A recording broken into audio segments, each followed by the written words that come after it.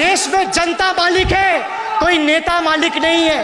The people of Bengal and the people of my constituency elected me third time with a margin of 7,10,000 votes, setting an example for Narendra Modi, Amit Shah and the minions of BJP and the rest of the country to see this is the people's power.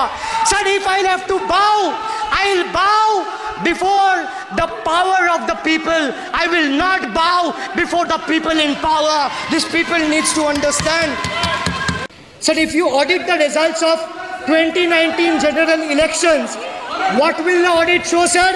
The election results are a direct audit of the performance of the Honorable Prime Minister and this government. The PM was the face, the body and the head of the BJP campaign, which cried, "Ab ki baar 400 par." And what is the result of that audit?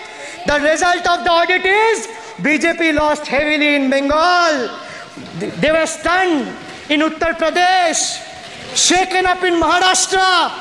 Their slogan was, "जो राम को लाए हैं हम उनको लाएंगे," backfired, sir.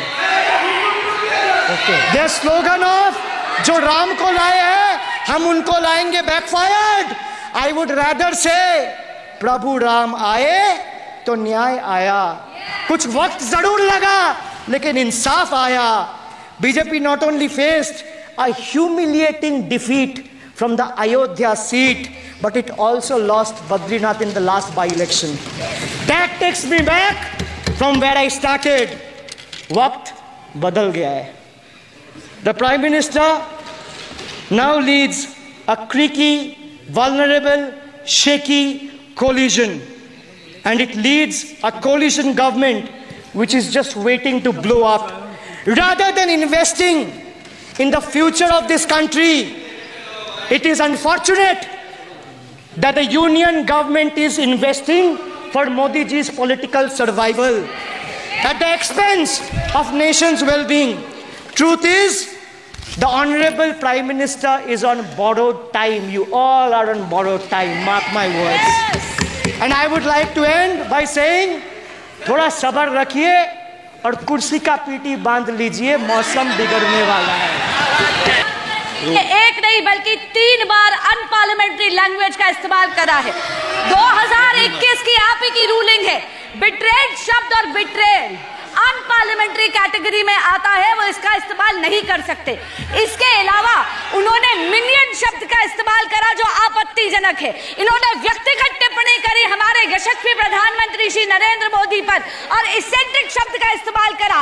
मेरा आपसे निवेदन है कि इन दोनों के लिए, इनको तीनों बातों के लिए इनको माफी मांगनी चाहिए और रिकॉर्ड से ये तीनों शब्द एक्सपंज होने चाहिए। अब आप सारा विषय जो आपने उठाया मैं उसको चेक करूंगा और माननीय सदस्यों से मेरा आग्रह है कि कई माननीय सदस्य आसन को चुनौती देते हैं, आसन पर टिप्पणी करते हैं। मैं सभी दलों के माननीय सदस्यों कह रहा हूं, इससे बचना चाहिए, उचित नहीं है। किशन रेड्डी जी।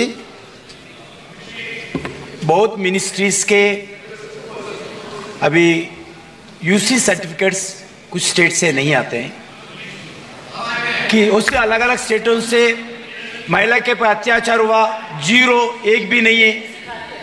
किसानों का अत्याचार हुआ, 0 कुछ भी नहीं है।